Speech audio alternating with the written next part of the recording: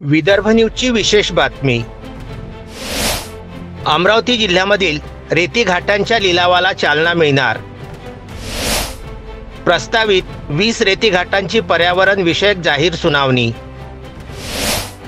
बचत भवन येथे घेण्यात आली जनसुनावणी।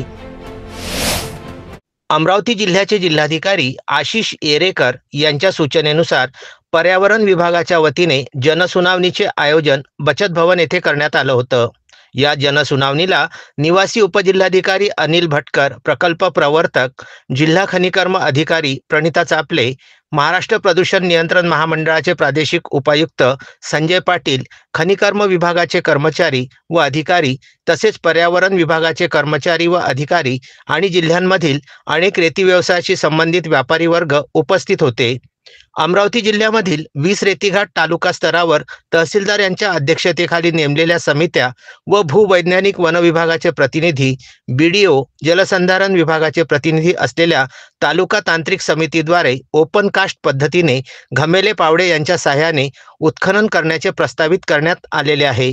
कोणत्याही मशीनचा ज्यामध्ये पोकलँड, जेसीबी व बोटीचा उपयोग करण्यात येऊ नये असे स्पष्टपणे जाहीर करण्यात आले आहे।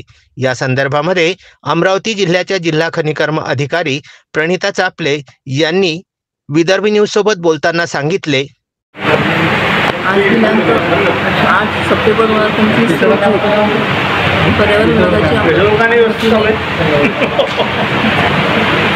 अमरावती जिल्ह्यातील प्रस्तावित रेती पर्यावरणीय जनसुनावणी आयोजित केलेली आहे आणि त्या अनुषंगाने पर्यावरण सल्लागार यांनी प्रेझेंटेशन दिलेले आहे।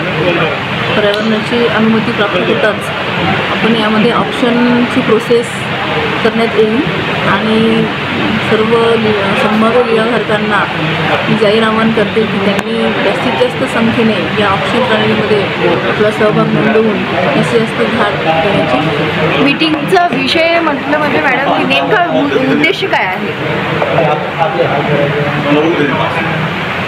यामध्ये आपण म्हणजे आपल्या अमरावती जिल्ह्यामध्ये वाळूघाट आहेत, त्या वाळूघाटांचे लिलाव करण्याच्या अनुषंगाने आपण पर्यावरण अनुमती प्राप्त करण्याच्या नुसार जनसुनावणी आयोजित केलेली आहे। हा या विषय तुम्ही काय सांगाल? जे आता मीटिंग घेतलेली आहे या मीटिंगमध्ये नेमका उद्देश काय आहे, ते काय पोहोचवलं? आपल्या अमरावती जिल्ह्यामध्ये जास्तीत जास्त लोकांनी वाळूघाट घेण्यासाठीची त्या अनुषंगाने पर्यावरण अनुमती त्यांना प्राप्त झाली पाहिजे आणि जास्तीत जास्त संख्येने वाळूघाट आपल्या जिल्ह्यातून गेले पाहिजे, यासाठी आपण ही जनसुनावणी आयोजित केलेली आहे।